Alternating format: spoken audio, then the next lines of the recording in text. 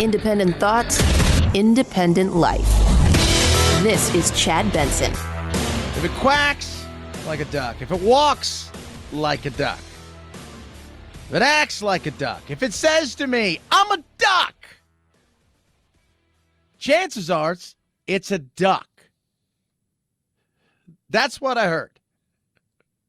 I've been around a lot of animals in my life, and I heard that. Right? That's what I know. Cobras, hood out. If you guys ever seen a cobra, cobra's hood out. To do that, it's a threat display.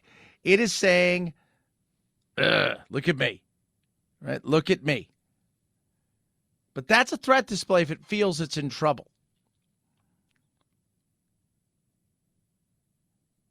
Other snakes, the mambas, they give you no warning. But you know the red flags are, if you see one, you go the other way. They're going to attack. And I say that because this kid in Michigan gave everybody all of the red flags that has been talked about for years that we should look for, right? Cobra will attack you if you come after it. They're not looking to bite you. Mamba doesn't care. How do we know? From years of experience of working with animals like that, we know exactly what they can do and what they will do. Polar bears, crocodiles. Years of experience has given us the red flags that we need to know that there are certain things that we need to do that in certain cases, if you don't do these things, you could pay a price. Guess what? Red flags everywhere at Oxford High School, in Oakley County, in Michigan. Nobody seemed to care. We have an active shooter incident. So far, we do have confirmed injuries.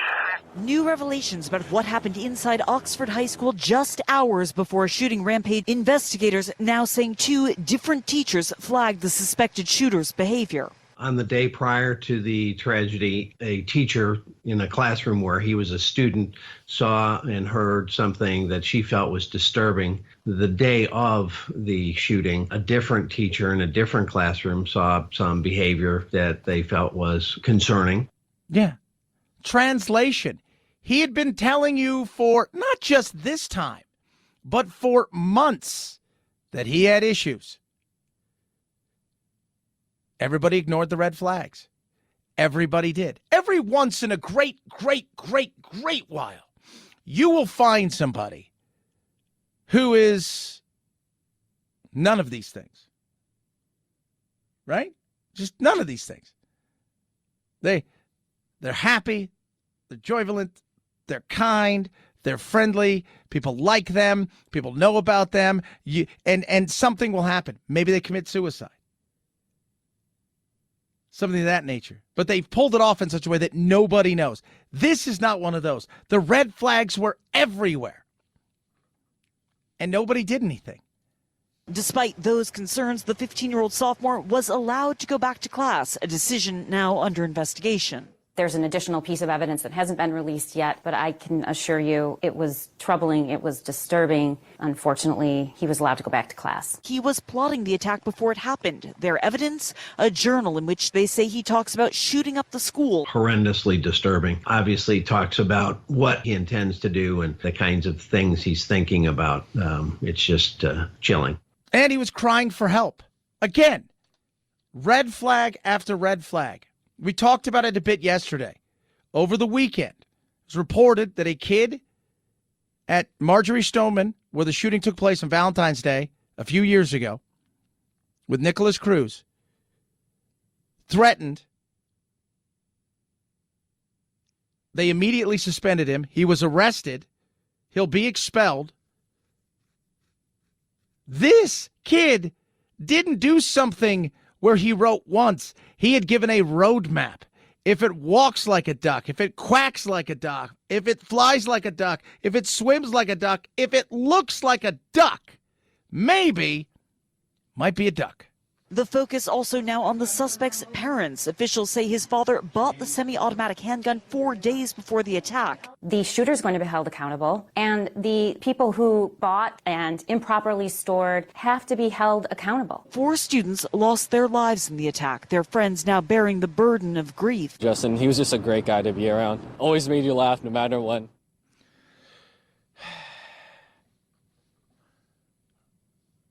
Red flags. There's a reason that the FBI has profilers. Not only are they trying to put together somebody that may be doing something along the way and active, they're also trying to figure out how they can prevent and look for things in the future. This was probably the easiest of all of the situations that we have seen in the past umpteen years, where somebody said exactly what they were going to do. Somebody had a roadmap of what they were going to do. Somebody carried it out, and then everybody's going, well, I don't know how this happened. Oh, I think everybody does. I think they do. And we don't want to be look, and producer Anthony I talked about earlier. People say stupid things. There is a difference between a one-off frustration and somebody who is absolutely spiraling out of control. By the way, in some of these writings, apparently, he was talking about how he needed help. His parents were negligent in getting him help. The school was negligent in protecting the other students. But it goes back to this. The red flags are there. You raise them. Doesn't mean you throw the kid away. It means you get him help. And by the way, suspending him for the day doesn't mean he couldn't have come back and done something. But let's be real. They failed. They failed at this. So many times in life, people will tell you what they're going to do. And I'm always surprised when they go and do it, and then everybody's like, I don't think they were going to do that. And it doesn't matter what it is. Right now, what do we have going on over in the Ukraine? We've got Russia, who is absolutely massing themselves on the border. Why? As many as 100,000 Russian combat troops are thought to be massed on the border near here, the US fearing they could be preparing for a full-scale military assault into Ukraine. US officials claiming the Kremlin might be planning a multi-front offensive in the new year, involving as many as 175,000 troops, along with artillery and other equipment. Walks like a duck, acts like a duck. It's a duck. He's telling you, we're going to do this. Your potential expansion of NATO into here, yeah, we don't want that. Your potential expanding of NATO to this area, to our border, we don't want that. The potential of this happening, no thanks. We're going to do this here. And there's nothing you're going to do to stop us. Oh, you're going to have your chance to go after some of our banking, because that's what they're going to do. At the end of the day, if he does roll across there, and again, walks like a duck, acts like a duck, quacks like a duck, flies like a duck, probably a duck. So what do we do? Well, it's going to be sanctions, that's for sure. I don't think it's likely that we're going to see U.S. troops deployed here in Ukraine if Russia plans to cross over the border. I don't think NATO really wants to get into a toe-to-toe fight with Russia. I think what's more likely to hurt Russia, the Kremlin and Vladimir Putin, is the threat of economic sanctions. We're told that these will be very severe. They will have real consequences. Yeah, unlike the fake ones that we put out there, apparently the ones they're talking about are absolutely devastating. The kind of North Korea devastating things that you would see. Where we're talking about crippling their banking, not allowing access to any of their money outside of probably Russia and China, because I'm sure China will be like, yeah, let it be, whatever. But that's what we're talking about. But it goes back to what we were just talking about. Everybody knew this kid was spiraling out of control. The teachers were pointing it out. People know exactly what Putin is. Sometimes in life, people give you signals, and you take those signals and go, you know what? I am listening to the past performance of you, what I've been seeing from you, and I'm making my decision based on that. But walks like a duck, quacks like a duck, acts like a duck, probably a duck. Although in today's world of politics, somebody's like, that's a horse. 323-538-2423 at Chad Benson Show is your Twitter. Tweet at us, text the program. Love hearing from every single one of you. MyPillow, no supply chain issues here. Up to 50% off everything across the board. Cheapest ever. They're offering the MyPillow right now. Take advantage of all of these things. 6-day money-back guarantee, 10-year warranty. Giza Dream Sheets. They've got cardigans. They got the My Slippers. They've got the MyPillow, the mattress topper, up to 50% off. Take advantage of this. And again, no supply chain issues. Stuff's made right here in the US of A. Jump all over this big time and save big. Go to mypillow.com when you do use the promo code Benson. And I'm telling you, I love the slippers, are amazing, but that mattress topper, to get it this cheap, perfect holiday gift. mypillow.com, promo code Benson. Take advantage now. Deep discounts across every single item. The old MyPillow store, mypillow.com, promo code Benson. Chad Benson Show.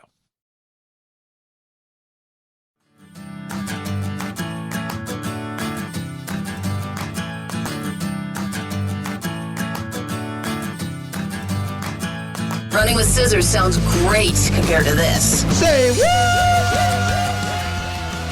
Vice President, Mr. Speaker, members of the Senate, of the House of Representatives,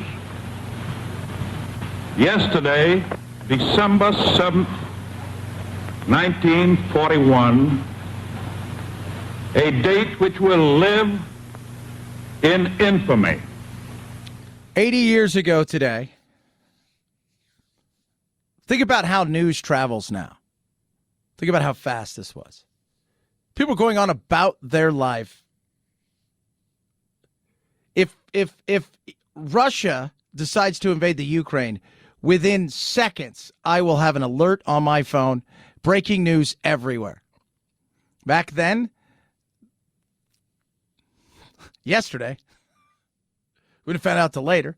First of all, a lot of people don't know. Hawaii is time zone's different. I'm here in the western part of the United States. I think it's a 5-hour difference right now because of the time change. So it took a while for it to come across. But on that day, we were attacked. And it led us into World War II. Survivors, and there's not many of them. I think the last of the band of brothers has passed away over the weekend. You look back at that greatest generation who took on the true axis of evil. Right? You had Hitler, you had the Italians and their fascism, and then you had Japan, and at that time, their brutality. Could we be heading towards another one? Somebody asked me that yesterday. No, we're not. We're not. And the reason we're not heading towards that is because it's not good for business. Business is more important now than war. One of the reasons the Putin doesn't like what's going on in first of all, NATO being that close makes him uncomfortable. Secondly, he likes the fact that there's no natural barrier outside of land when it comes to Russia. All right? So when Germany invaded Russia, it was like, all right, we're going to get to some, it's going to be about 3 weeks before we get to where we're going to fight. You know, it's like, nobody, what? You know, it's not like that. He wants to make sure this thing's spread out a little bit more. He doesn't want NATO on its doorstep. Wants no part of that. Understandable. But seeing what's going on, NATO's looking into it. Europe, you need to deal with this. But the thought of us going to a world war just isn't going to happen. Even with Xi, he wants to dominate, but he wants to do it through economics. He doesn't want to do it through military might because he knows he's not going to win. And there is no winners. So that's not going to happen again. Doesn't mean we won't have skirmishes. Doesn't mean that there isn't going to be situations that make people uncomfortable. But there's no win in it. At the end of the day, it's still about business. Still about business. Back then, it was about expansion. Germany wanted all of this. They wanted to get rid of the Jews. We know about that. But they also wanted to expand. Japan was really into expand. They're an island that is isolated with no natural resources. Can't dominate in that. And Italy, well, it's just Italy. That's all you really didn't know about the Italians. They smoke cigarettes, ride around on Vespas, play football. Ciao. 323-538-2423 at Chad Benson Show is your Twitter. But I think on this day, when you look back 80 years ago, and you think about that every day we're losing more and more of those men and women who sacrificed and who fought. Bob Dole over the weekend passed away. Again, the last of the band of brothers. You hear them talking, about and telling their stories about what took place on that day, how they survived those moments in time, whether it be in Europe, islands scattered throughout the Pacific, or on that first day. I just made a big leap, and I caught a hold of a line that was hanging over the side of the Maryland, and I hoisted myself aboard the Maryland. Most of the people that were killed were enlisted junior officers, and most of it came from actually the explosion on the Arizona. They wanted to have a third wave, the Japanese. They were pushing for a third wave. Then there was thought of an invasion. For whatever reason, they didn't go forward with it. But, man, you think about that. When you have a chance to talk to somebody who lived through that era, whether they were younger and didn't fight, or whether they were a part of it, whether they stayed here and sold bail bonds, or grandma worked in the, at the airplane factory. You get a sense of what it was like when we face something like what we're facing now and the fights that we have inside of ourselves. There was no red or blue. There was red, white, and blue. Chad Benson Show.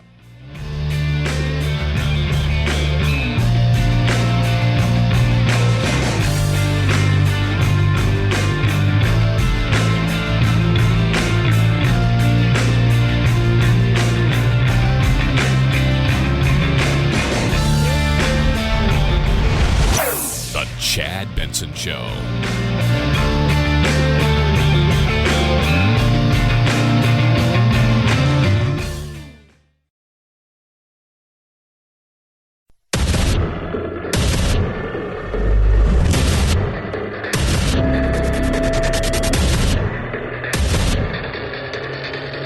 Independent thoughts, independent life. This is Chad Benson. Omicron. Inflation. Employment numbers. Immigration. Afghanistan. These are all things that over the last several months has really kind of not given this presidency a shot in the arm. But let's be real. And we touched on it a bit yesterday. He got a pretty easy path. He didn't really have to campaign. The media was not a fan of Trump. They hated Trump, loved what he did for them. They couldn't stand who he was as a human being, but loved what he did for them. He gave them a Trump bump. He gave them a monster. He was all of those things. He was all of the things.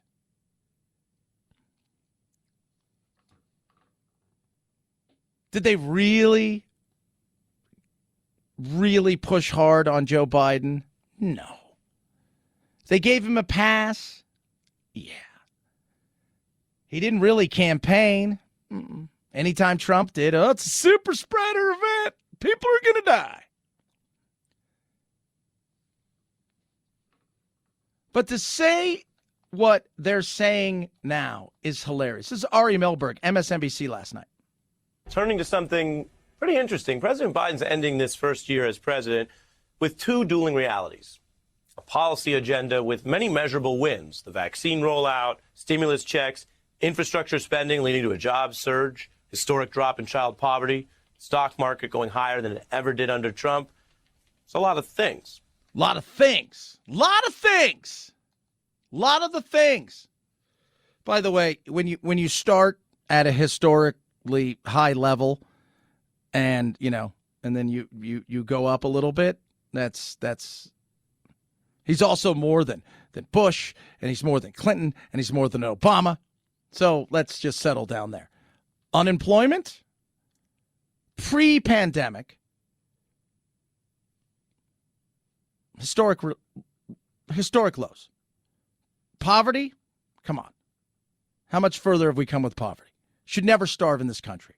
If you starve in this country, it's because you're a model or a disturbed teenager. That's the reality of it.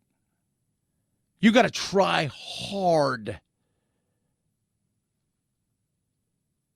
You have to try hard. So all of us, everybody settle down. He's got some wins. The infrastructure bill was great. Trump's pissed about it because the infrastructure bill, he wanted that bad. And didn't get it through. It's always popular. Now this new one, not quite sure. But I love the way that they go after how just bad the media has been towards Uncle Joe. And then there's the other reality of more COVID, which we just covered in the top of the broadcast, more inflation, more spats in Washington, which has been driving his media coverage into very negative territory. A new count finds that recent coverage of Joe Biden is about as negative as media coverage of Trump. Just think about that. Just think about that. Because we tried our hardest. And let's talk about real media coverage and reality show television. Trump tweets something, people freak out, it's negative. Did you hear what he said? He said this or he said that. Then you find out, well, that wasn't really true. And one of it was hysteria, insanity, and the painting the picture of the monster. And let's be real. You didn't have to work hard at it. Trump was going to give you something every day. Trump's like that football coach that can't keep his mouth shut. And so he's going to say something, and it's going to be just like, even if he gets the job done, you're like, oh, God. And that's why the media loved him. That's why the media loves certain coaches. You know who they hate? They don't like Bill Belichick. He doesn't give him anything. Oh, he's tried really hard. We just went about our day and just, played our game. It's kind of what it was. They like Dan Campbell because he's emotional and he says things, right? They loved Rex Ryan because he's emotional and he says things. Greg Popovich in basketball, everybody hates his interviews because he's just awful to interview. Trump is one of those. He's fun. Says stuff. He's not afraid to back down. They know there's going to be controversy. And by the way, what Ari Melberg mentioned there, inflation, anybody? High. Yeah, absolutely. Afghanistan, a debacle. Not saying it wouldn't have been a debacle under Trump, but everybody warned him, don't get out of this. You were going to come in and you were going to sort this entire mess out with COVID. You've not done that. More people have died on your watch, and they have the vaccine. Let's not even get started with immigration and what a debacle that is. That is a giant cluster. So let's not even start with that. His media coverage hasn't been negative. What it's been is honest. I want Joe to win. Who doesn't? If you want your president to fail, again, I go back to it's like wanting your pilot to crash the plane so you can be right. That is the dumbest thing ever. Continue, Ari. This is not an opinion. This is based on the Washington Post going over 200,000 total articles with a kind of a data research service, which found, in essence, that overall, Biden's current coverage is worse than Trump's was for a similar period of time. The chart you see here shows the positive and negative sentiment of news coverage in Trump's last 11 months and Biden's first 11 months. And the lines you see crunch all of that data to find Biden, right now you see in blue, crashing below Trump's 2020 when it comes to media coverage, even when Trump was facing his own COVID surges, his own loss at the end of that year, and then cheering on the impeachable criminal insurrection. But it was so, by the way, so they show they show this graph, last year, this year. Trump never gets below negative coverage. I mean, above negative coverage. It is always negative, negative, negative, negative, negative. It never gets to where there's any positive. Biden starts out at pretty damn positive. He falls in August to Afghanistan, but he's above Trump again. It's not negative if it's honest. Negative is what you spent 3, 4, 5 years crafting with Russia. That's pretty damn negative. Knowing full well it was a giant pile of crap. That's negative. Saying, hey, inflation is high. People are frustrated. And going, the border's a hot mess. I mean, you start checking off certain things and saying, that's just being honest. That's it. It's being honest. Doesn't matter. I just love the spin and the way, then he goes into, well, here, listen to all these bad things they're saying about him. President Biden is really taking a hit in his approval rating on a number of issues. President Biden and even investors on Wall Street tried to push past Friday's disappointing report from the Labor Department. It showed the slowest monthly jobs growth yet. Our brand new CNN poll releasing right now shows a deepening Biden slump. A majority of Americans disapprove of his performance so far. The administration faces a variety of challenges, and some Americans are losing confidence. Smash and grab robberies surging across the country. The White House blames the crime spike on COVID instead of their own bad policy. That last one there. I mean, I don't know if you can blame it on just this policy, Democratic policies across the board in a lot of places. But what there was negative, or what there was just news reporting? Who's struggling with inflation? Raise your hand. Who's struggling with, you could start going around the room. Who thinks the immigration thing is an absolute joke? Absolutely, raise your hand. Who thinks that the overspending money that we have done, and that includes the last president as well, but this is the guy. You want to be the guy. You got the guy. You're the guy. This is the guy stuff that you've got to deal with. Raise your hand. We could start marking it off over and over again. You can't get a bill passed? Took forever to get some of this stuff done? Check. Good for you. I'm glad. Celebrate it. When it comes to inflation, when it comes to gas prices, what have you done? Very little. What can you do? We've talked about that at numerous occasions. What OPEC's looking for in particular. MSB. We have talked about, look at what's going on in Russia and China and the continual pushing of things. Afghanistan was a debacle. All these things should be called out. Zero problems with that.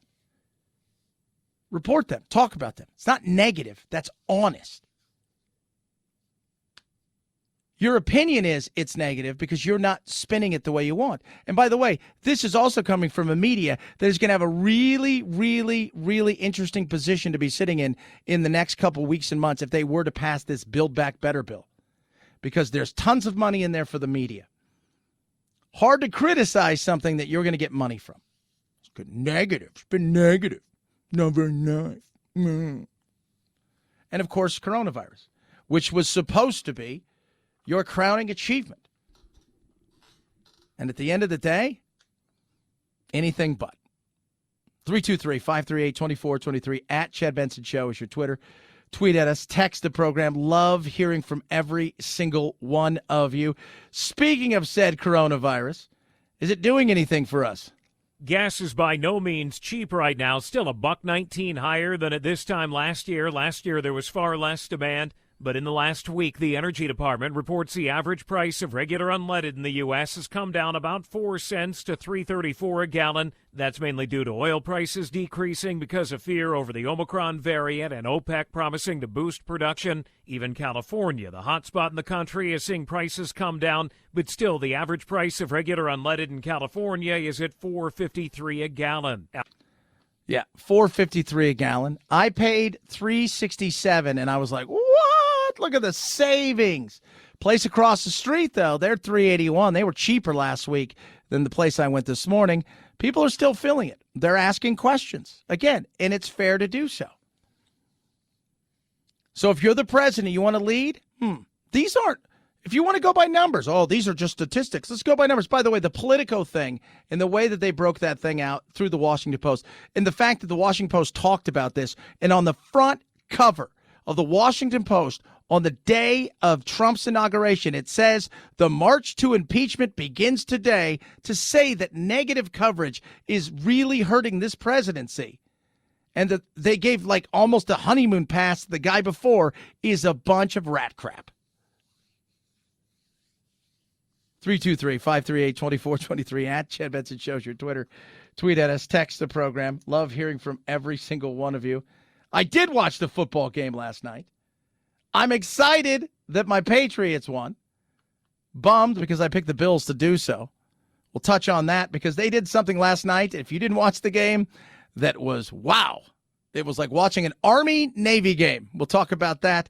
Car Shield gives you 24/7 roadside assistance, a rental car for free while your car's in the shop. That shop, kids, is the shop that you choose. You don't have to do anything from there. The administrators at Car Shield will take care of the paperwork, the expensive payment. You just pay a deductible. If you're looking to protect yourself, protect your car, especially in a day and age where we need our cars to last a little longer, we're not quite sure, we're still having trouble getting cars, used cars are through the roof, why not get yourself some protection for those cover repairs and go with Car Shield? They're going to treat you great. Over 1 million people trust Car Shield. Their cars go further for a reason. They've got prices that fit everybody's budget, whether you're looking for the whole wabang, right, from top to bottom when it comes to your car, the engine, the electronics, the windows, everything, or maybe you're just looking to protect the inside of your car. Maybe you're just looking to protect your engine. They've got plans to fit every budget and what people are looking for. Go to carshield.com/Benson today. Save yourself 10%. Carshield.com/Benson. Carshield.com/Benson. A deductible may apply. Chad Benson Show.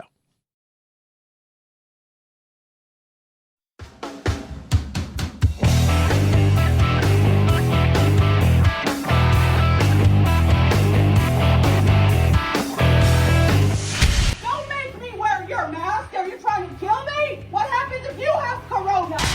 No need to socially distance while listening to your Chad Benson Show podcast. 4 out of 5 experts say so. I'm a scientist. There is no corona. But hurry before they change their mind. You know they will. Chad's podcast found on iTunes, iHeart, Spotify, and wherever you find your favorite COVID-free podcasts. Oh my gosh. I kind of like it. I'm not going to lie. This is the Chad Benson Show. Played kind of the way we felt like we needed to play to win, and in the end, scored enough points. It was a lot of situational football that I thought we, for the most part, handled fairly well. Gives you nothing, but they win. It's Bill Belichick. Last night I watched the game. I don't know if you saw the game, producer Phil, but Mac Jones, the quarterback of the Patriots, threw 3 passes. 3 passes.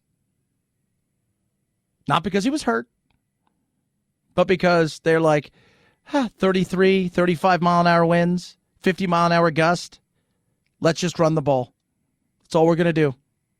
Snowing at times, little flurries here and there. Let's run the ball. Show the kicker pregame trying to kick an extra point going in one direction. He hit a ball. It started out at the goal, then started to fade over and continued to fade, and it came up short from 33 yards and right.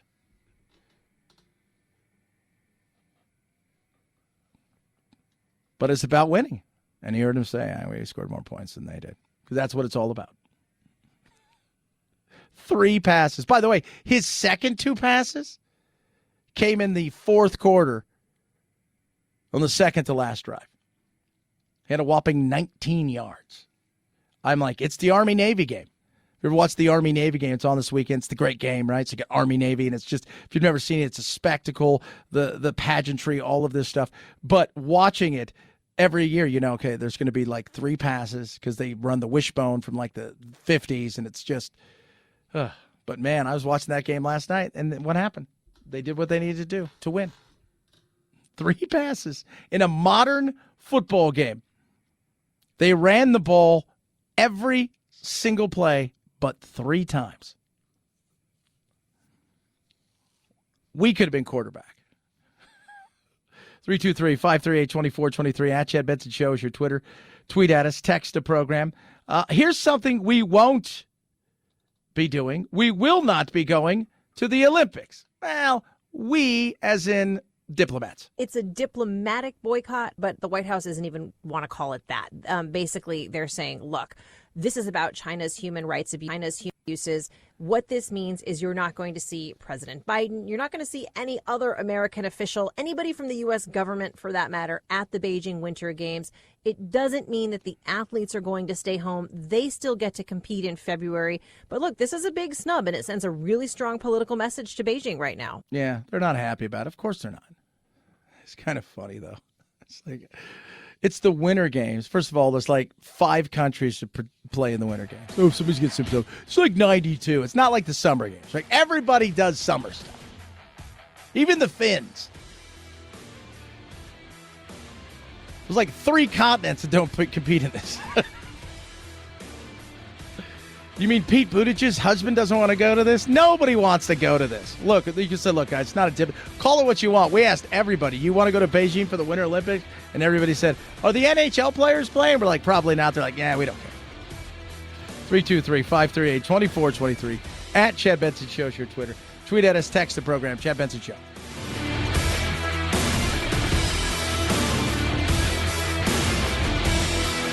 This is the Chad Benson Show.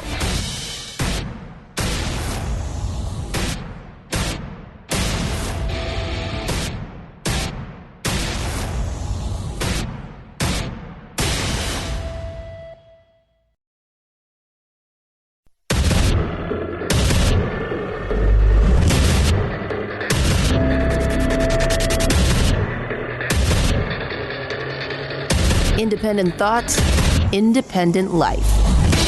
This is Chad Benson. What will we do with the coronavirus? It's here. It's not going anywhere. We've been saying that for a long time. This is just something we're going to live with. No, Chad, it's a pandemic. One day it could go away. As people saying, as soon as everybody gets vaccinated, it's here. It's never going anyway. We've never eliminated anything that's able to go from critter to human. Guess what this can do? It can go from critter to human. Oh, no. Yeah. What do we do? Well, it's going to become, as Dr. and Director Rochelle Walensky, the CDC, says, we have seen now that this is likely to become an endemic disease here in the United States and really around the world. We have many diseases that are endemic, influenza being one of them, that cause us minor challenges year after year and that we can handle and tackle. And that may very well be what happens with COVID. Yeah, that's what's going to happen. Not very well be. That is what's going to happen. That's it. It's going to happen.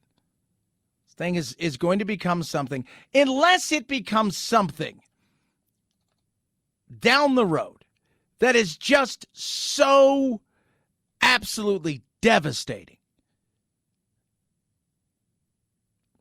This is just going to become another one of the things that goes into a shot that you get once a year at Walgreens or CVS or wherever it is. Doesn't mean we don't panic. Doesn't mean we don't, if it bleeds, it leads.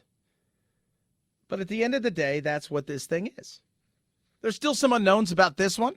Information available on the variant is preliminary and evolving, including how effective our countermeasures are, including our vaccines, diagnostics, and therapeutics. It's one of the WHO people. Who?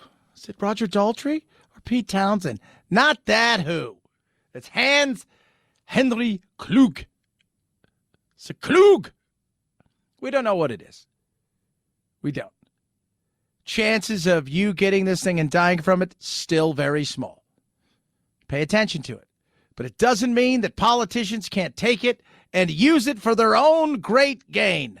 Oregon is one of 6 states that still has an indoor mask mandate, and now the state is working to make that rule more permanent. The current mask rule expires in February, but state health leaders want a permanent rule in place before that. A permanent rule does not necessarily mean it's permanent. It can be repealed. Temporary rules only last 180 days. The state has not released a copy of the draft, so it's unclear if the new rule will be different than the current one. Yeah, permanent rules can become,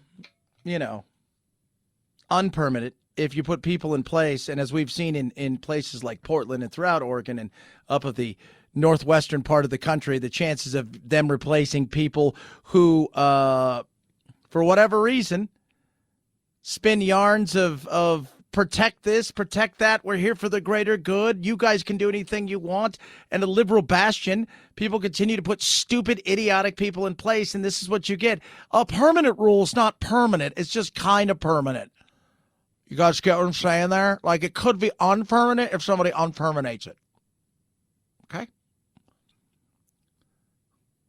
So when you say permanent, tomorrow they come out and say, look, this thing's endemic. Everybody live our lives. This new version of the virus, right?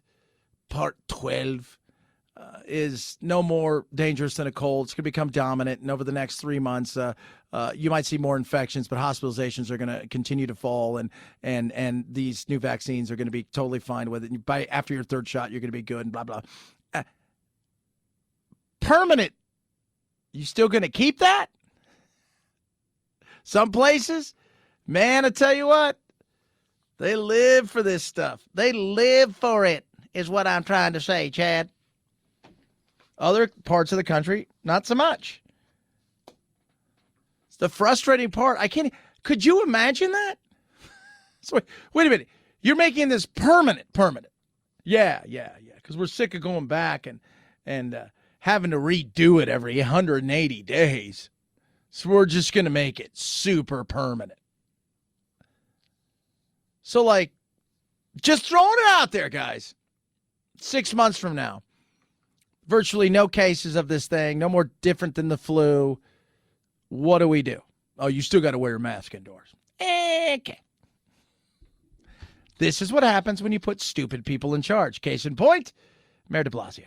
They're about protecting the public right now from a clear and present danger. Our youngest kids, we got to reach them now. Right now in the city, it's about 20% have gotten vaccinated in that 5 to 11 range. It's new. The vaccine's relatively new. But what we're trying to say to parents is it's urgent. Before Omicron grows, get your kid vaccinated. And here's an incentive to do it. A lot of parents, of course, want to take their kids out to wonderful things that'll be happening in the holiday season. Get your child vaccinated. Just one dose will immediately qualify any child to be able to participate in those activities.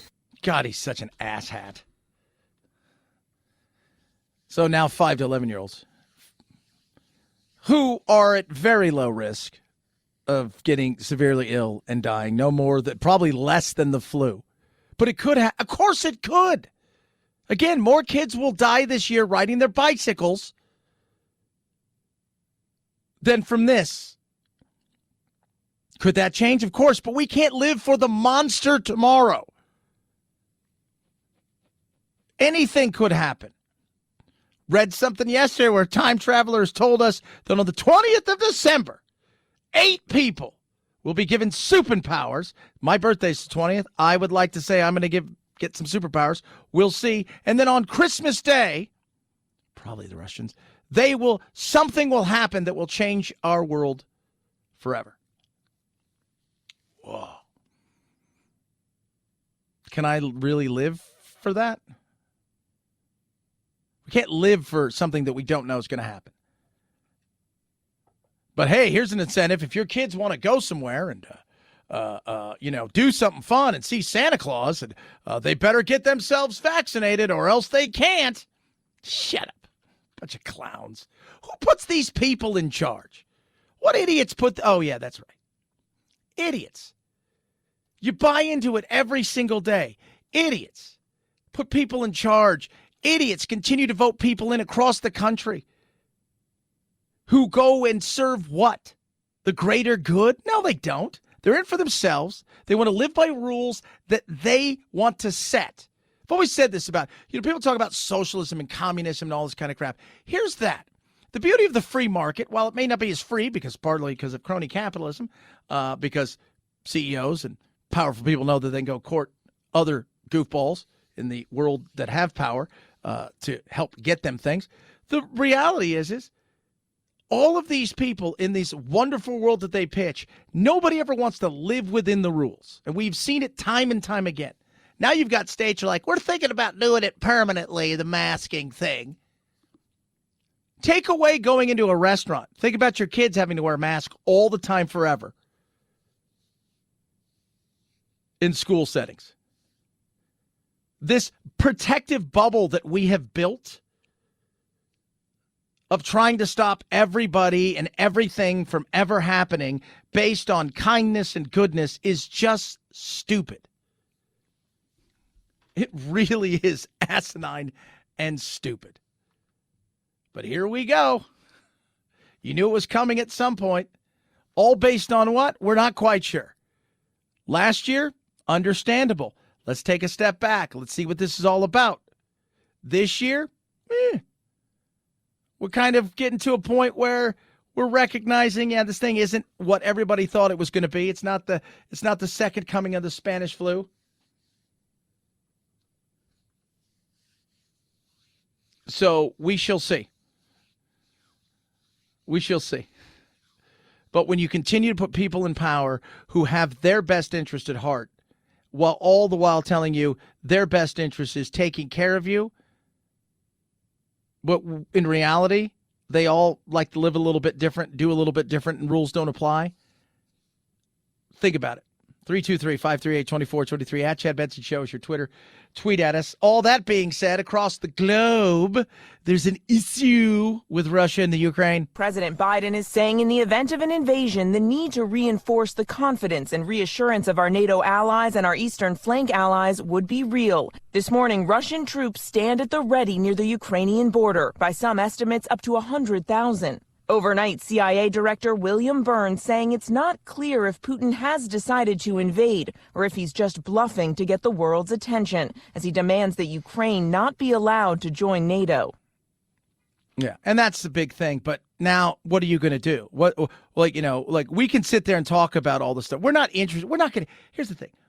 There's a few things of why this matters. First, cost of oil, the battle of natural resources, the continuing rise of a guy who is enjoying sticking it to the West on a daily basis, and the chance that they could get so much control of a lot of what's out there when it comes to natural gas and whatnot, that they're going to cause hell and havoc throughout Europe. That's a possibility. What do you think that's going to do for our economy globally? What do you think that's going to do? Absolute nightmare. Do we want to fight them? No. Are we interested in fighting the Russians? And by that, I mean not just us, everybody. No, they're not. They're not. But we have to have some measurable way to gauge what is working and isn't working. And that includes potentially not taking off the table that there might be some NATO situations that take place here. But first you go and you say, you know what? We're going to try sanctions if you try anything. And those sanctions are going to be harsh, and we're going to make sure we're going to choke out all of the money of your industries. And then go from there and see what happens. It's going to be interesting. But Biden, you wanted to be the leader. This is your thing. But it's our thing, and it's NATO. And by the way, Europe, you need to get off your ass and do something. The EU never chimes in. Never does. Everybody wants America to do and be everything, and that's fine. We might be the leader, but to be a leader, you usually have to have people around you following you. And more often than not, they want to hang out on a couch and wait till the fighting's done. And I'm talking mostly about the EU and their leaders. Get involved. 323-538-2423 at Chad Benson Show is your Twitter. Tweet at us, text the program. Love hearing from each and every one of you. Tell you what, weight loss can be a nightmare. Danya has been with Calibrate for a while, and she talked about over and over again, you know what, because she was the biggest girl in the classroom. She struggled on the playground. She tried all of these other things, Slim Fast, Weight Watchers, extreme diet. She even started a diet that allotted her 20 ounces of milk and 2 pounds of veggies a day. Extreme diets don't work. Then she found Calibrate, and it changed everything. And it's working for me. It'll work for you. It is simple. It is easy. And it's about a metabolic research. Sometimes you're fighting your biology, and it doesn't work that way. Willpower, all of that stuff, it isn't going to work. You ever notice that somebody can eat anything they want because their biology says they can, and other people, if they look at something, Calibrate is different. Comprehensive doctor-guided metabolic research that promotes sustainable results through lifestyle changes, not massive ones that are insane. Real, sustainable, easy-to-hit goals. It's a comprehensive, fully integrated program combined with FDA medication, one-on-one video coaching, in-app tracking, plus medical care, including a video doctor visit. 20 years of research. They put this out there, and it's so easy. Calibrate's members lost on average 14% of their body weight. Think about that for a second. Not like 14 pounds, a percentage of body weight, 14%. Right now, Calibrate's got something special for you. It's so easy to do, fit it right into your busy lifestyle. That's what I want you to do. Get $50 off because your weight doesn't reflect your willpower. Go to joincalibrate.com. Use promo code CHAD. JoinCalibrate.com. Use that promo code CHAD. JoinCalibrate.com. Promo code CHAD. Chad Benson Show.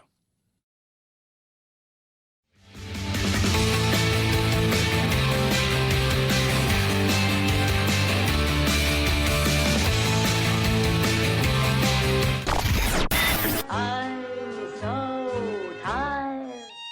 I'm exhausted. If you're part of the politically exhausted majority, don't fear. Your time to be validated and rejuvenated is here. Wake up. It's the Chad Benson Show. 5, 4, 3, 2, 1, 0, ignition, liftoff. Now it's time to find out what's trending. What's trending? Yeah, what does that mean? I mean something, right? Like it's trending on the old internet. What's trending? All right. Let's find out what's trending. Start into Google. Del Taco, baby. Jack in the Box buying Del Taco for $575 million. My love of Del Taco is well known on this program. Love you, Del Taco, and I love you, Jack in the Box. Ultimate cheeseburgers, delicious. Ukraine, trending. Big time. What will happen, what won't happen, we shall find in the coming days. Patriots won last night. Their quarterback, young Mac Jones, threw a whopping 3 passes, 2 of those. The end of the game. I will say something. Allen lost the game. Josh Allen lost the game last night. But that guy can throw a football harder than anybody I've ever seen in my life, including going into the wind and still. But, man, that wind, woo, nature will mess you up. There was a time when he threw a ball, it started out on going to the receiver's left, and it finished about 3 yards to the receiver's right, way out of bounds. Crazy, baby. Pearl Harbor Day, 80th anniversary of the day that will live in infamy. Also trending throughout the day. Devin Nunes, Republican, stepping away. He's going to go over and work with that Trump media mabobber. Medina Spirit, the 2021 Kentucky Derby winner, who failed a drug test right afterwards, died yesterday of a heart attack while training. I think he finished second at the Breeders' Cup as well. Head on over to Twitter, where they're battling it out over all kinds of crazy things. Lots of stuff with Kamala Harris, the vice president. lot of stuff. It's not good. Juicy Smollett. If you've not seen any of it, it's worth watching just a smidge of some of this stuff. He is, that thing is spinning out of control for him. Every time he talks, I'm just like, I don't know what kind of crime how much time you can get from this, but the more that you talk, the more they should be adding on. It's not very nice, Chad. Juicy said it wasn't anything bad. It was. 323-538-2423. At Chad Benson Show is your Twitter. Tweet at us. Text the program. Chad Benson Show.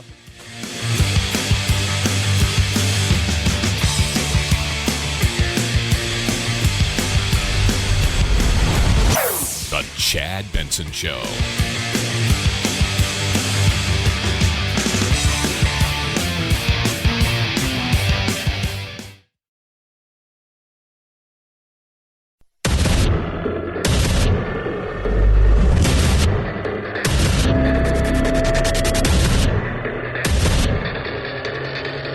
Independent thoughts, independent life.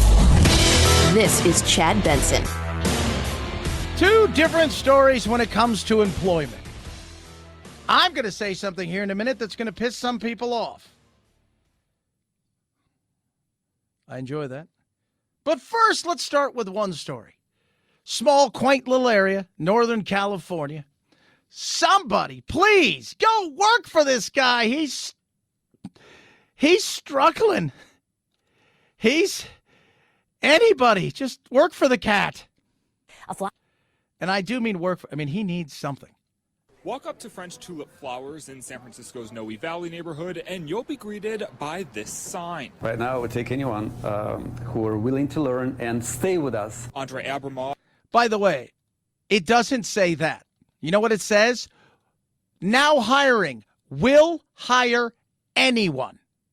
Anybody who shows up. No questions asked. Just show up. Andre Abramov is the owner of the store. He says right now he and his girlfriend are the only two people employed at the shop, working all day, every day.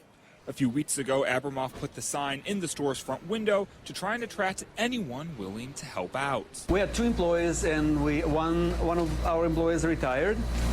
One employee just opened his own shop. But this isn't the only shop having trouble getting employees. Several here in Noe Valley say it's a persistent problem. A persistent problem. How persistent? Let's go down a few feet. Just a few feet down the road at Casa Mexicana, Jose Rodriguez says his team has been short-staffed for months, something he fears could potentially get worse with the emergence of the new Omicron variant. Very worried about it because, as I mentioned, there's a lot of people who doesn't want to get the vaccine. Issues like these have been popping up for businesses all around the country, says Julia Pollack, the chief economist at ZipRecruiter. She says the pandemic's effects on the labor force are still being widely felt, but are especially pronounced for small and medium-sized businesses. Yes, that's true. There's a lot of reasons for that. She goes on to point them out. They don't have the resources, the money, the analytics to overcome what some of these big companies can do. So there's jobs available.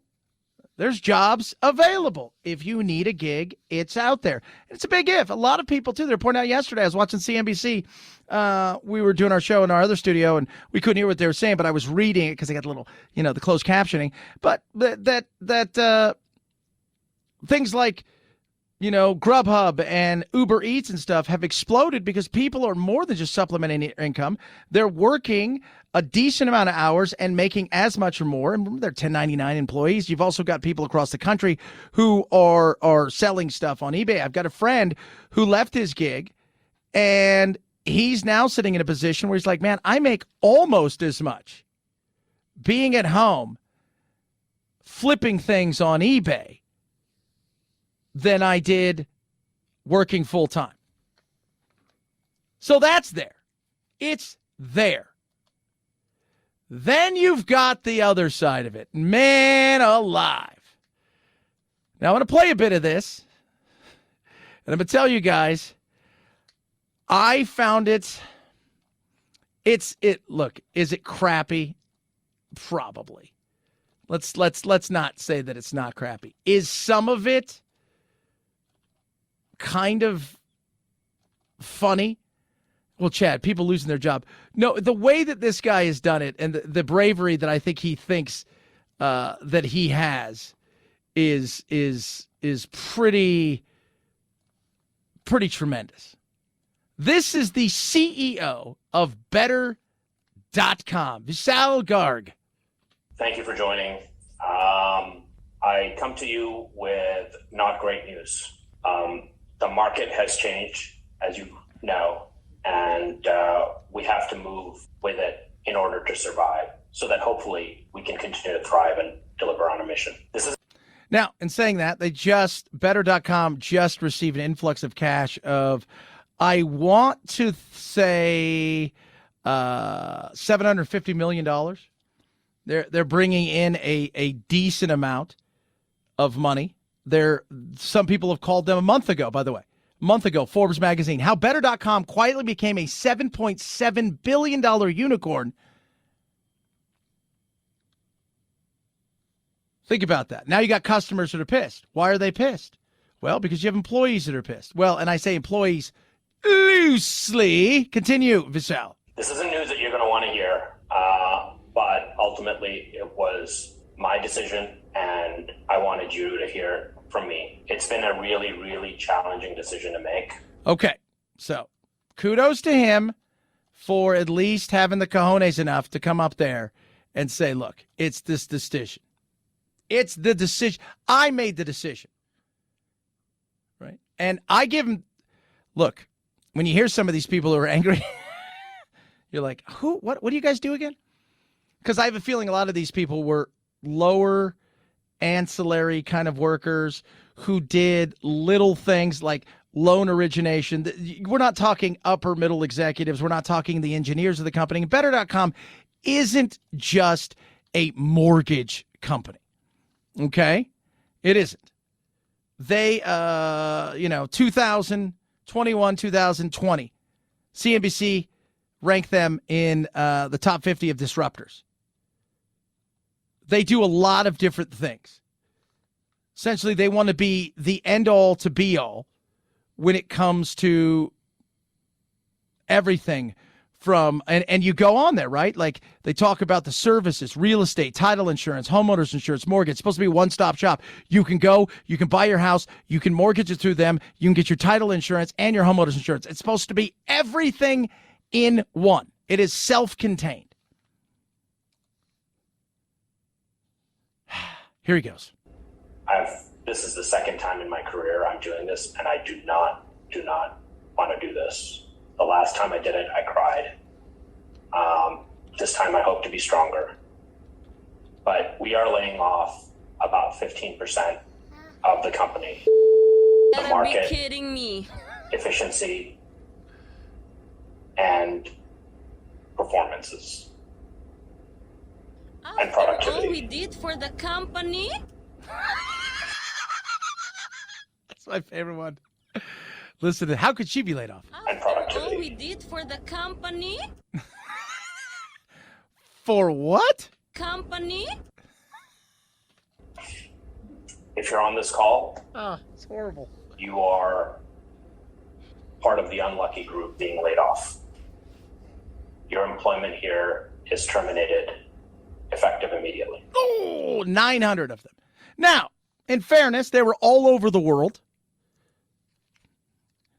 He wanted to deliver it. He also went after them, and he said, look, some of these people, I felt like they were stealing money from me. They were working 2 hours a day, and I think a lot of business owners have thought, you know what? Are people actually doing their job at home? Are they? But a lot of people come out after this guy, right? His former business partner said one time he threatened to blanking staple me to wall and light me on fire. That's not very funny, Chad. But at the same time, it's a business, right? You grow. If you go on to Better.com, they're hiring tons of people. Here's what he did for them, though. This is what he explains he's going to do. What's coming next? What does this mean for what's next? You're going to get an email from HR, askhr@better.com, and your benefits. For all U.S. employees, we're providing 4 weeks. This is not real. Oh my God, I can't believe this. 1 month of full benefits and 2 months of COBRA, for which we will pay the premium. So 3 months total benefits if you elect for COBRA. This is not real. Oh, Thank you for each and every one of your individual contributions to Better. Somebody's typing. I wish the news was different. I wish we were thriving enthusiastically as we were at the beginning of this year. Yeah, people are upset, and rightly so, because a lot of people around the world work there. It wasn't just, people say, well, why didn't he bring him in? Where are you going to bring him into? Just out of curiosity. They're all over the globe, from Canada to India and everywhere in between. Were people stealing from him? Could you argue that people at home, if given the opportunity, may not work as hard? I think it's fair to argue that because I've done it before, right? I've worked at home, and I work in a much different way because I've worked at home doing a lot of different things. But the reality is it's like, if it's not measurable, And that's what he said. Do I think he's wrong? I think he's growing. And I think by the way, he laid off, it ended up being 9%. So that means you've got about 9,000 employees. It sucks, but we've heard about this before. We've heard about this before where people get pink slipped in groups, where they've closed down the plant. It's big and evil. It sucks. It's business. I'm in this business here, radio, where I have been served as everybody else in this business has. Producer Phil, how long have you been in radio? 26 years. Have you ever heard of a bunch of people being fired on the same day? All the time. All the time. All the time. These people were blindsided by it. Do I think he's a bad guy? I don't know the guy. Of course, everybody's going to think he's bad. A month ago that he was the greatest guy. He would do him business. A couple weeks ago, remember Zillow? What did Zillow do? They closed everything they could when it comes to, they said their AI and their algorithms, when all of these house flipping things went sideways, and they realized that basically the setting was wrong. Oh, God, somebody screwed up the setting. And they had to, what'd they have to do? They had to lay off a ton of employees. This just feels very impersonal because of what took place. 25% of their staff was laid off. People don't talk about that. So, well, no, it's not that. So how many of those were laid off? You guys ready for this? About 2,300. People aren't going to talk about that because this guy's a great scapegoat, and this felt impersonal. Maybe it was impersonal. I don't know what else people are going to say or do about it. But at the same time, it's business. And I've been in a business where I've been laid off.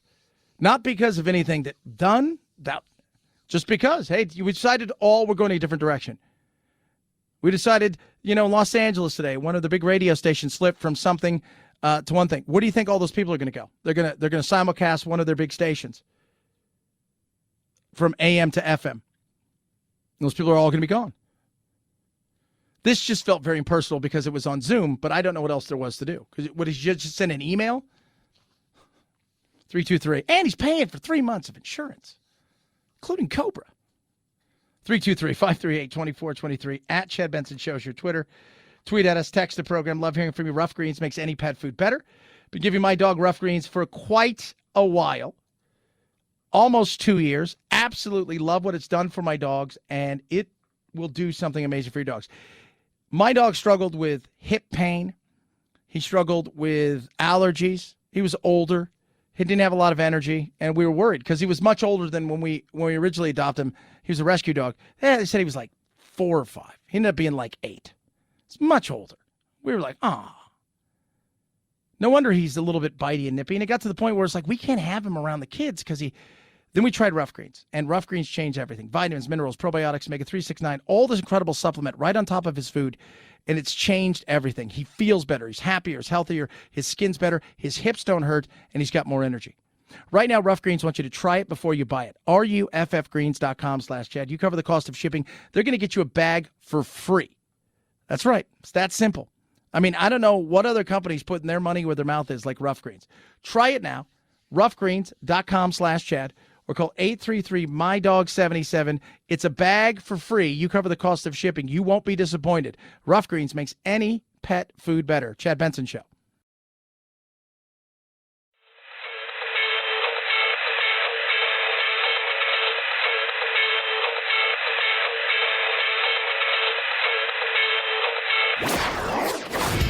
Don't let the Washington Beltway strangle you. This is where the exhausted majority comes to refuel, realign, and reevaluate. This is Chad Benson. You sound deranged. Succession leads all comers at the Critics' Choice Awards for television. The HBO show about the dysfunctional Roy family scored 8 nominations, including Best Drama Series, which it won with its first season. I can feel it. This expectation from people. HBO's limited series Mayor of Easttown scored a second-place 5 nods, tied with Evil on Paramount+. Howdy, y'all. Last year's Best Comedy Series winner, Apple TV Plus's Ted Lasso, scored 4 nods this year. It's award season. Everybody's rolling their stuff out. You know, you got all these movies that over the next coming, couple weeks is going to land in a position where they're going to they may be only in theaters for a week or two, and then they'll be in theaters later on next year if they get in theaters at all, because the reality is people aren't just going to movies anymore. We talked about it yesterday. We touched on it. And producer Anthony said, look, everything's one click away. Why do I want to go somewhere? It's why? When you could stream all of this stuff at a price that's relatively good, and you can get that money every month, but you're not assured to get that money from people nowadays. So that's why they're making things and having it come out quicker and quicker and quicker and quicker. Quick, quick, quick, quick, quick, quick. Quick, quick. I get it.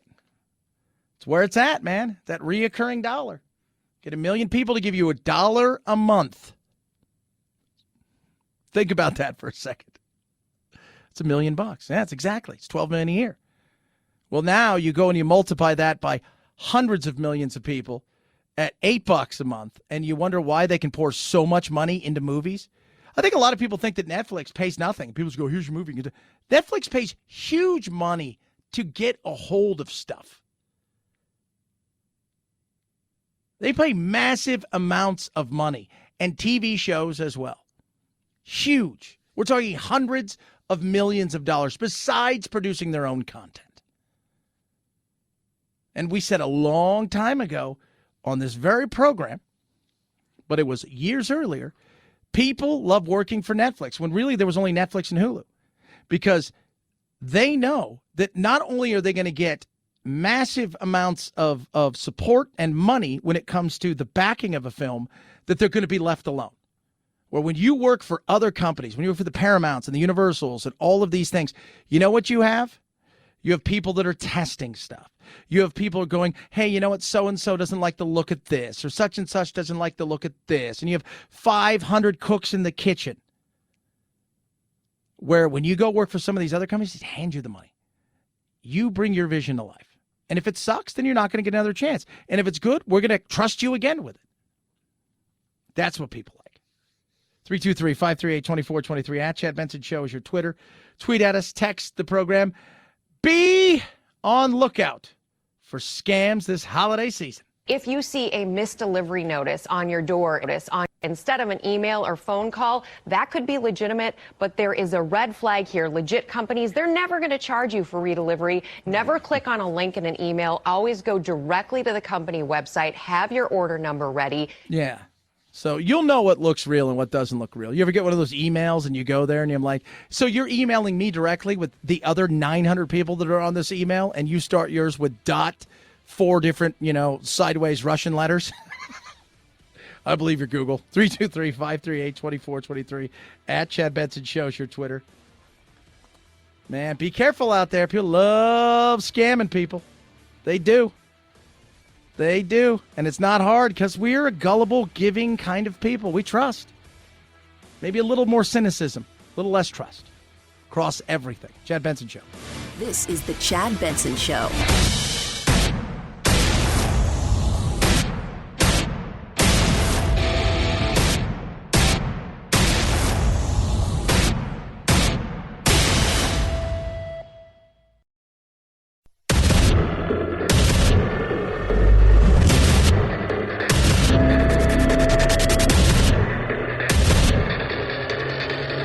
Independent thoughts, independent life.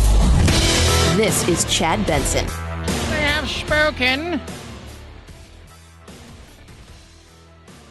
When it comes to Russia, the United States, they have spoken. Putin amassing lots of folk. What should we expect? What shouldn't we expect? I don't expect much.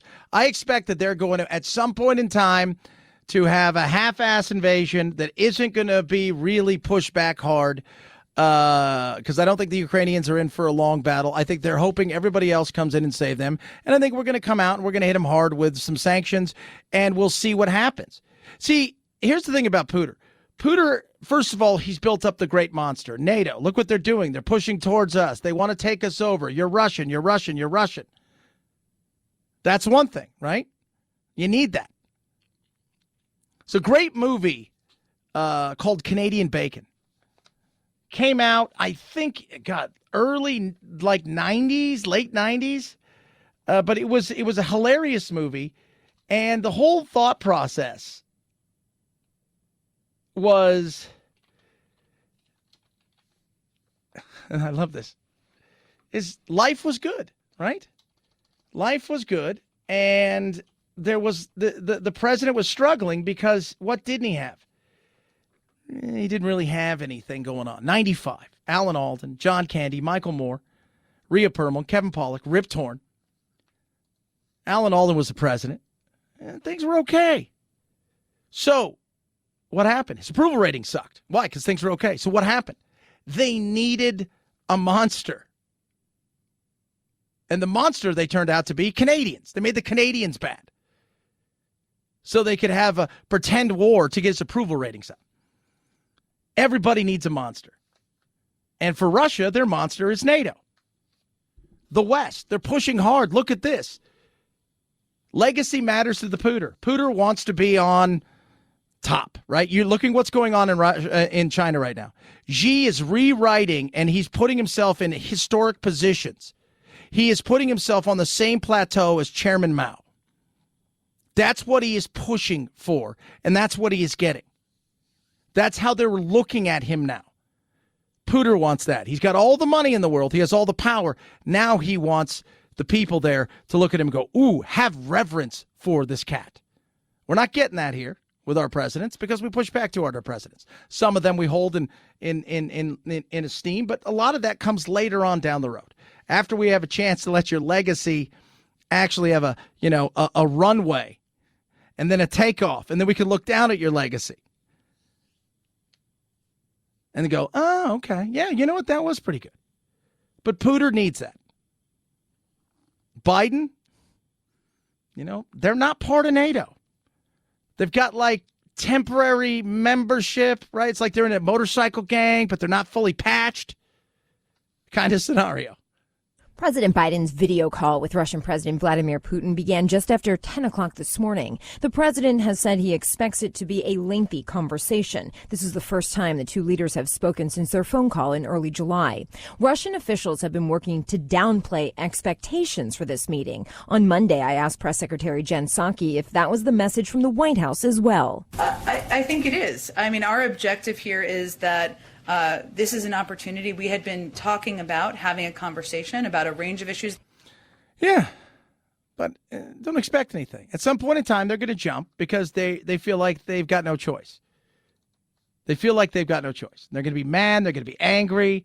Say, look, you guys aren't going to do anything. But we've got to do something. It can't just be words alone. And so all that being said, what are some of the things we could do? First of all, the economy. Go after the economy. If it's one of the things I used to tell everybody, like when I lived in Sacramento. And this, I would tell everybody, hey, we're going to go watch a baseball game tomorrow. My friends will visit. I'm like, bring a jacket. They're like, dude, it's 85 outside. I'm like, trust me, bring a jacket. Because by 7 o'clock, 7:30, it drops from 80 to 60. That 20-point drop, you feel that.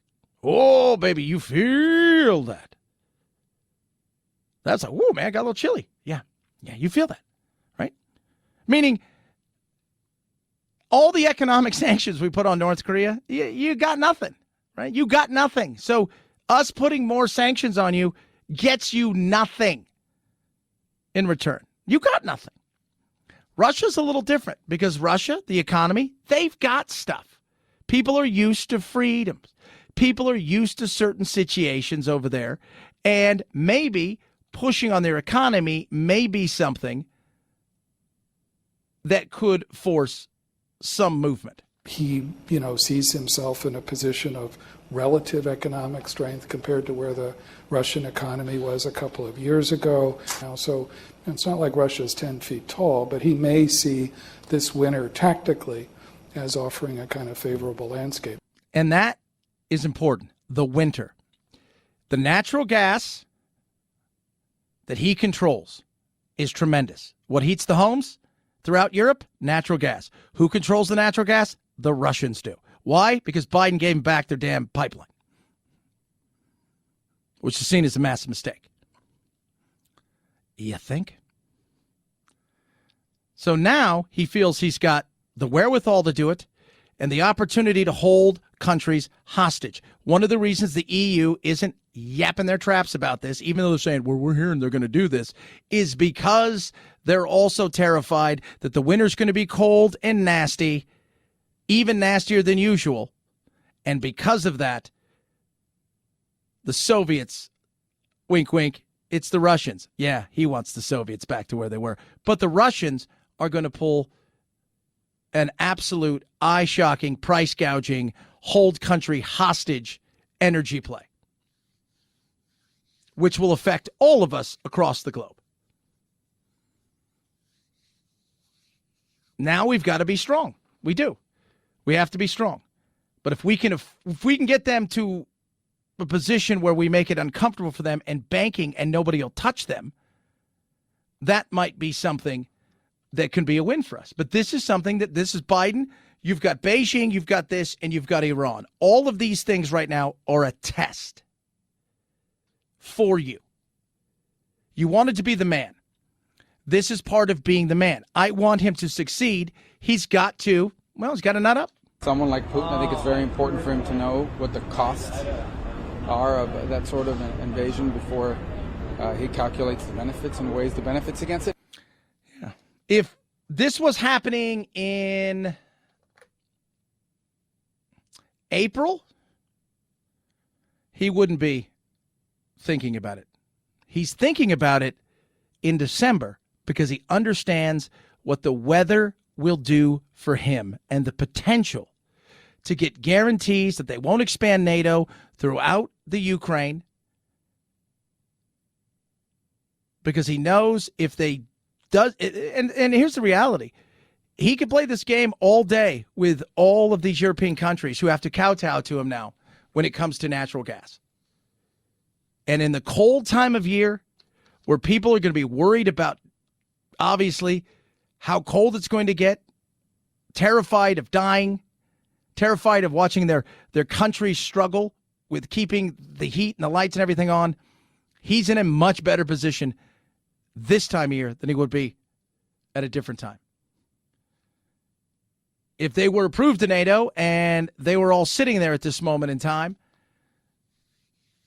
and it was April, there wouldn't be 100 to 175,000 troops. But now he knows he can push through, and I think he's going to at some point in time. I think he's going to make like a frog and leap. I think he wants to see what people are going to do.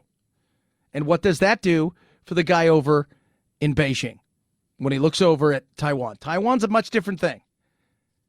It's a much different thing. But still, you can't think that he's not thinking about it. But the difference between Russia and China is Russia in the sense that we're not manufacturing there. The world doesn't depend on Russia for goods and services. Some of Europe depends on it for, obviously, the energy, but that's different than China because China needs the world as much as the world needs its crap. And I think we need to rethink that needing of the crap. So there is no win for China in this one. The way that Russia can push the ball forward on this one and probably get a W. Now, if they try to step up and decide, hey, the Ukraine's not enough, let's head to the Balkan states, then there's going to be issues where we could see potential land fighting. But at this moment in time, I think he's going to push a little bit further and a little bit harder because I think he knows, you know what? They're not going to do anything. The EU's not doing anything because they're terrified. We've got this financial war that we can have with them, at least in the short term. And then come April, when spring starts to roll around, if we have to pull back a little bit and come up to some sort of agreement, we'll have made our point. 323-538-2423 at Chad Benson Show is your Twitter. Tweet at us. MyPillow, no supply chain issues. The MyPillow, cheapest it's ever been. They've got comforter. Oh, they got the So it's a MyPillow mattress topper thing that I always talk about. I'm telling you guys, being in this business a long time, I've been given giant mattresses that cost thousands of dollars, and I've been given this from them. They said, try this. It is the greatest thing when it comes to my sleep that I've used. I love the MyPillow. The sheets are amazing. I love my slippers. But I'm telling you guys, the mattress topper is incredible. Deep discounts, up to 50% off across all the MyPillow store. Check it out for yourself. 6-day money-back guarantee, 10-year warranty. And like I say, the lowest price ever for the MyPillow. They've also got cardigans and, yeah, the My Slippers. And check out the mattress topper as well. Save big right now. Go to MyPillow.com. Use the promo code Benson to save big. MyPillow.com, promo code Benson. Up to 50% off across everything. The lowest price ever. No supply chain issues. MyPillow.com, promo code Benson. Chad Benson Show.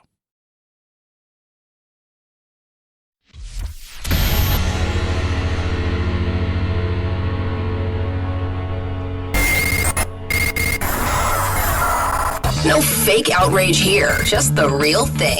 The Chad Benson Show. Vice President, Mr. Speaker, members of the Senate, of the House of Representatives,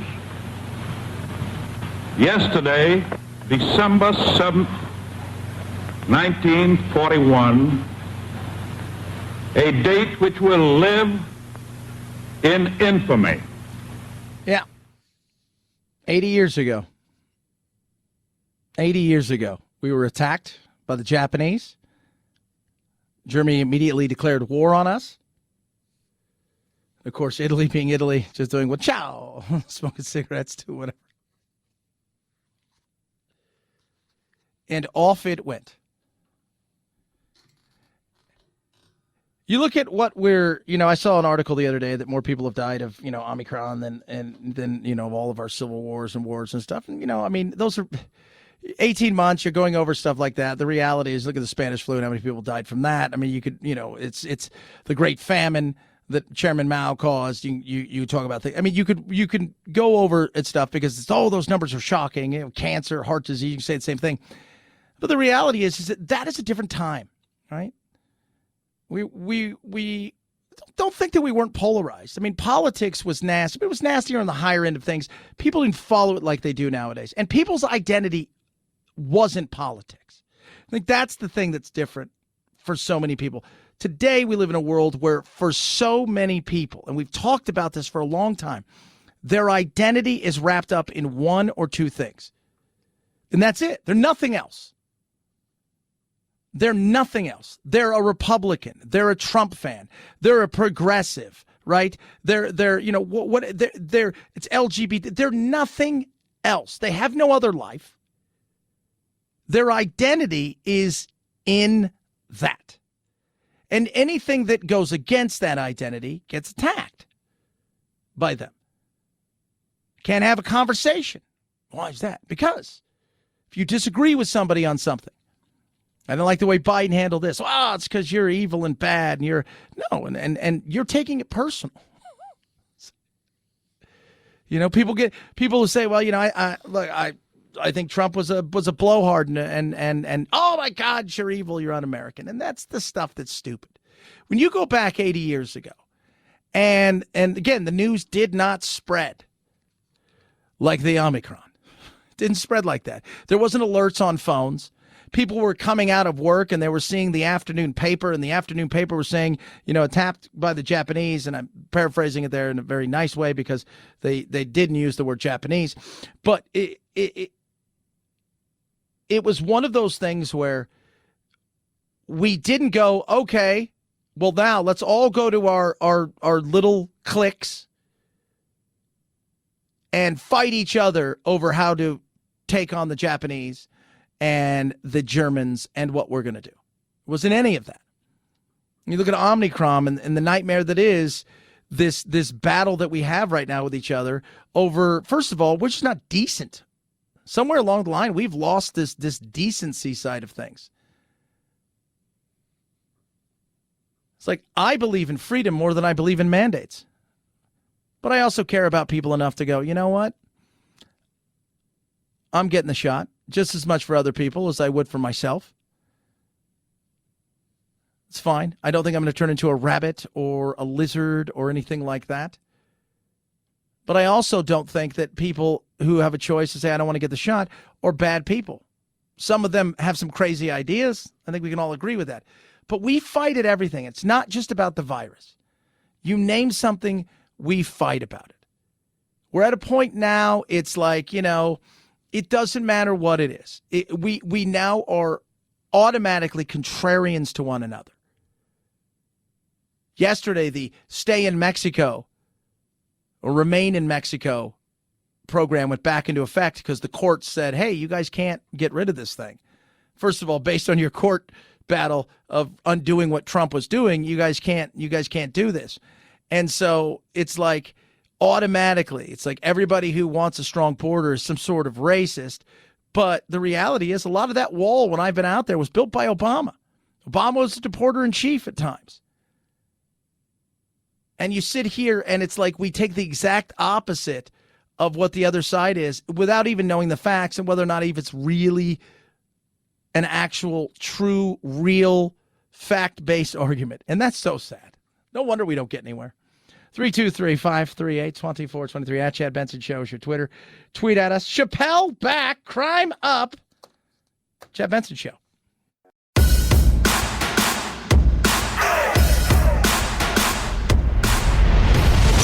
The Chad Benson Show.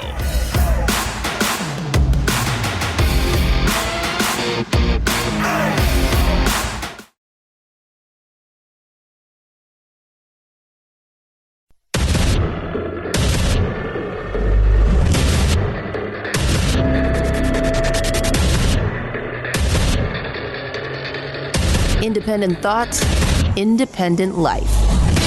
This is Chad Benson. That is me. You are you. Fantastic. Where'd he go? Look at Dave Chappelle. He's going to be hosting something for Netflix.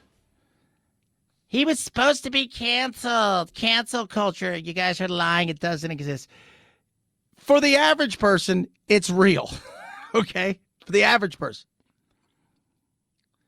For Dave Chappelle, whose audience is so massive that you can't deny, and they're not going away from him, that's different. Would they have loved to have gotten rid of Joe Rogan at Spotify? Yes or no? Yes. Would people have loved to have gotten rid of, yeah, but it shows you cancel culture is not real. No, what it shows you is if you have a large enough audience and a fan base that is devoted to you, that they're going to continue to support you. If you're the person down the street who tweeted something 5 years ago that now feels bad and wrong, and without context, somebody's brought it up, you can get fired from your gig. It's punishment culture. I was reading yesterday, some guy wants to, an actor. He's like, it's about time we get rid of, the likes of Mel Gibson, because Mel Gibson was announced last week that he's going to do, was it 4, 5? I think it's Lethal Weapon 5. He's going to direct it. Mel's got power, right? It's tough to cancel that. He's got a following. He's got people that are willing to work with him. Have you ever noticed that Clint Eastwood has probably said a lot of things in his life that make people go, ugh. But he's Clint Eastwood. People want to work with him. He's got enough cachet. It's different. It's different. We've seen it. We've seen it. How many people wanted to work with the likes of Polanski for years? Well, because they wanted to work with him. Again, cancel culture, don't think of the upper echelon of people who have enough to overcome something that would otherwise destroy somebody. Think about it in different terms of just the average person who said a joke 2 years ago that now somebody finds offensive and now they're going to be gone. That's the issues that are real. Oh, my Lord. Will we or won't we go to war? Biden warns Putin, Ukraine threats mounts. Let's go back to this summer.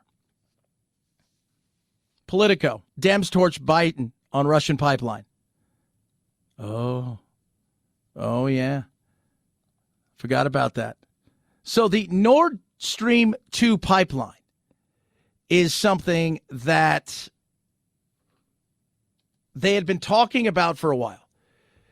Biden and Chancellor Merkel, who's no longer in that position, made it clear they will not allow Russia to use Nord Stream 2 pipeline as a weapon against the Ukraine. The Ukrainians were beyond pissed about this when it was announced, that essentially we were handing them back this pipeline, and it was both sides of the aisle who came after Biden. Both sides of the aisle that pushed, both sides of the aisle that came after him on this. Because they saw what happened with Crimea, right? And they were worried that what we've heard before. He realizes this winter he's going to be able to push and maybe go into a place like the Ukraine with very little, probably, defense from the Ukraine. And in doing so, based on the fact that he can hold the EU hostage, he's not doing this in May because he knows people don't need the heating oil, the natural gas, stuff of that nature, the energy price. They need that nat gas in the winter. They need that nat gas in a time when they understand that this is going to be a cold, cold, cold time, and they're facing a deep freeze, and they know that he can hold them hostage with this. So we'll see what happens. But this isn't something that just popped up. People have known about this for a while, and we were talking about it earlier. Tim Kaine said, I'm not happy about it. I'm not happy about it in the terms of the Russian politics. I'm not happy about it in the terms of climate change. You could spin it climate change. Here's the deal. Nobody's thinking, oh, man, the climate change really. They're thinking to myself, these SOBs are going to hold everybody hostage. They're going to roll in here, and we've been a part of this. What about sanctions? What kind of sanctions will he or won't he put in there, if at all? Biden's push against sanctions on Russia's pipeline puts Dems in a bind because the Dems want to make sure that this thing isn't going to be used in a certain way. Biden, for whatever reason, is trying to fend off efforts in Congress to impose sanctions on the Russian natural gas pipeline to Europe, putting it at odds with their allies in Eastern Europe and even some lawmakers here. And again, Kiev was not happy about this. A lot of Europe wasn't. We've played into it. This wasn't a Trump deal. This was a Biden deal. 323-538-2423 at Chad Benson Show was your Twitter. Tweet at us. Text the program. I found this interesting. Can I just give a good for you, Jake Tapper, moment? All this going on, we still have the Chinese to deal with, and this is going to be more economic than war. China knows if they were to get into war. By the way, Russia knows as well. We are so far advanced. There's a reason that we spend so much money on military. That we are so far advanced that it wouldn't be good. Sure, getting a shot off here or there might be something, but at the end of the day, it's the things you don't know and the things we don't talk about and the airships that aren't whispered about and the missiles that aren't even thought about that are the things that they think about. But the economic side of things is very interesting, especially with China. We as a globe depend too much on China. We have basically told them we like cheap stuff, stock them deep, sell them cheap. We're a consumer-based society. We're no longer a making-based society. And because of that, we like cheap stuff. Wages are down, et cetera, et cetera. But there's a cost with that. With the Washington Post reporting that the Biden State Department is seeking to water down this legislation. We know that for a time, Apple and Nike, a lot of big companies are pushing against it. They're not going to admit it. Who's going to go out and lobbying in favor of slave labor? Of course, Apple and Nike publicly claim to decry slave labor. But to be clear, the behavior we are seeing from U.S. corporations is not about a company surviving. It's about discontent with just hundreds of millions of dollars, desiring instead billions of dollars. And those riches, they create blinders. Yeah. Truth. Very much truth. We've all done it. We've all, been hypocritical. We bought stuff. A lot of times we buy something, we don't know where the hell it comes from. Know that most of it is made in China. Absolutely. It's not just the evil, bad apples of the world. There's plenty of them. And by the way, they all scream about caring about, humanity and all this stuff. And the reality is, at the end of the day, there's still a business, and dollar is $1 matters the most. Comments like this one about the Chinese government this past week from billionaire hedge fund manager Ray Dalio. As a top-down country, what they're doing is that it's that kind of like a strict parent. They behave like a strict parent, and they go through that. That is their approach. We have our approach. Strict parent, just like, Casey Anthony. Even companies that here in the U.S. pride themselves on progressive values will whitewash for gold. For a Chinese release, Marvel Studios' Doctor Strange turned a major Tibetan character into a Celtic one, reportedly for fear of offending China. Yeah. So they're willing to kowtow. It's not just there. Think about this. Who's our tough guy, super actor? Tom Cruise. Here's Tom Cruise's iconic bomber jacket in Top Gun from 1986, which includes a flag of Taiwan pant. And here's Paramount's replacement pant. Decidedly not Taiwan for next year's sequel. Here's Disney in the credits for Mulan thanking the publicity department of the Chinese Communist Party in Xinjiang, where the cultural genocide is happening. Disney, of course, bought the rights to The Simpsons. And this last week, we learned that this 2005 episode, which shows The Simpsons in Beijing's Tiananmen Square, the site of a brutal crackdown on pro-democracy protesters, a sign reads in The Simpsons episode, "On this site in 1989, nothing happened." And that episode, that's not available for Disney Plus subscribers in Hong Kong. Oh, yeah. The almighty dollar. Look, we've all sold out in some way, shape, or form. Everybody's got a price. You know that. I know that. But it's the preachiness of it, and it's a different kind of battle that's going on. But both of them have to do with money. The Ukraine right now, they understand once that invasion comes, it probably will come at some point in time. You'd like to think it wouldn't. Cooler heads would fail. But it's really at that point in time, too, that Europe's terrified because of what? Well, America, along with Germany and a few others, have sacrificed enough for the Nord Stream 2 and the pipelines and a few other things where you could see, natural gas prices shoot through the roof and it become unattainable for a lot of people to be able to pay their bills in the winter. On the other side of things, we've allowed China to become so much of what we do. And in doing so, we have kowtowed to the almighty buck. We have. Do you remember when, was it John Cena? When, was it Fast and Furious 9 or 10 came out? And he said how excited he was that Taiwan gets to be the first country to see it. And they were going to show it over there. And he had to come out and do this mea culpa. Yeah. This is Boston Celtics Enes Kanter Freedom, that's his name, on us boycotting the Winter Olympics, which we're not. Diplomatically we are, but mostly because nobody really wants to go there.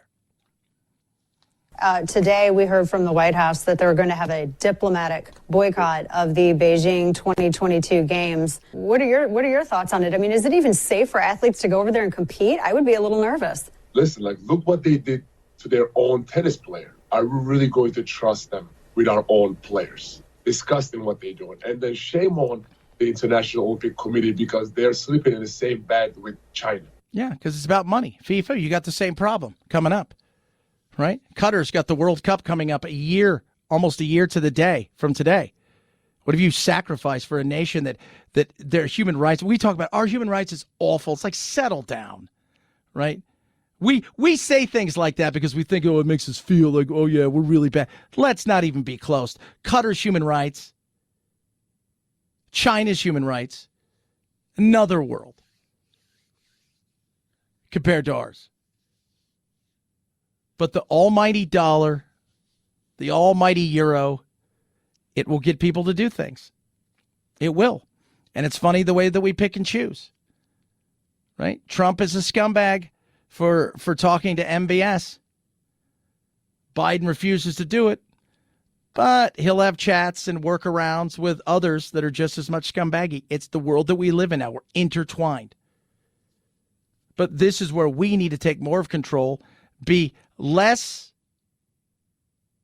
consumer-based in the sense of cheap, maybe have to spend a little bit more, but more homegrown. And also, how about thinking about some of the things that we could do with some of those jobs in parts of the country and parts of the world that are closer to home that affect us right now that are coming here. Places like south of the border, not just Mexico. But that takes time. But good on Jake Tapper for at least calling BS in so much of it. 323-538-2423 at Chad Benson Show is your Twitter. Tweet at us, text the program. Love hearing from all of you. 'Tis the Chad Benson Show.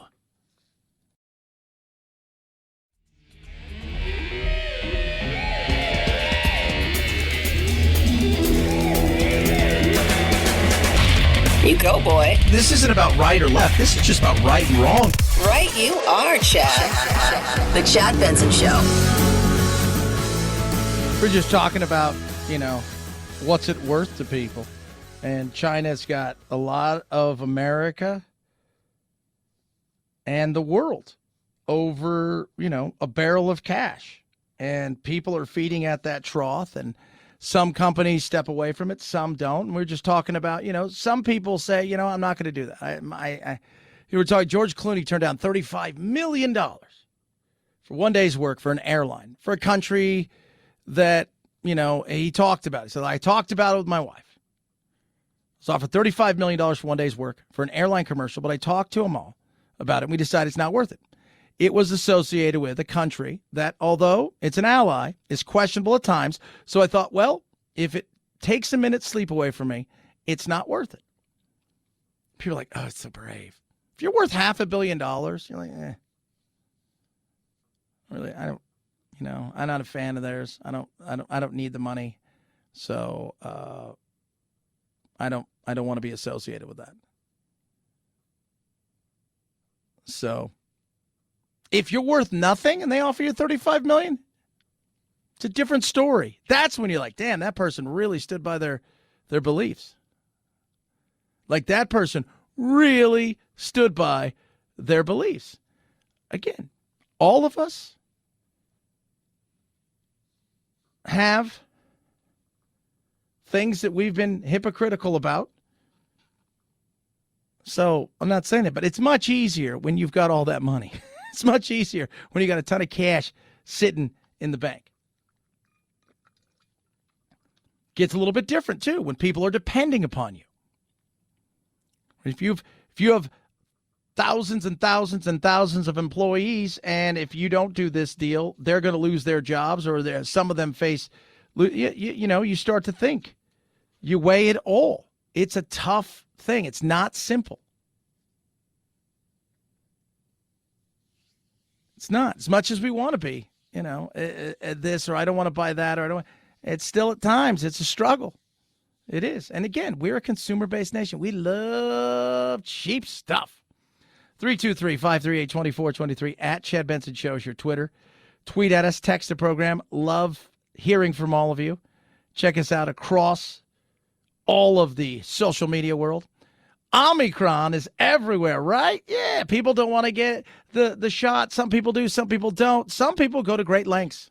A man in northern Italy just tried to use a fake silicone arm, and the nurse nearly fell for it. You have to be vaccinated or have recovered from COVID in order to go to a restaurant, in order to go to a theater. It's no longer enough just to have a negative COVID test. So this man, who was actually a dentist, 50-year-old, we spoke to the nurse, and she at first was a little bit embarrassed. She thought that maybe he had an artificial limb and that she asked for the wrong arm. And then she realized that this was a scam. No way, ciao bella. Yep. He went for it. Well, she said it was a different color to his skin, and she was concerned. She felt it because he had just lifted a little bit of his sleeve to get the vaccine. And she really was flabbergasted, but she said at first she thought maybe it was an artificial limb and that, she should have been going for the other arm.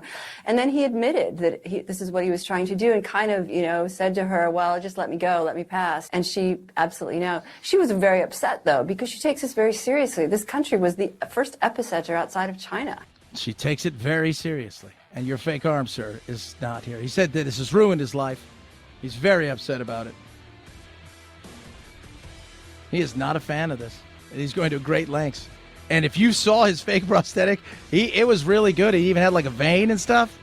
Didn't fool her, though. 323-538-2423 at Chad Benson Show is your Twitter. You guys have a blessed rest of your day. We'll do it again tomorrow. It is Tuesday, so get yourself some tacos. Night-night, Jack.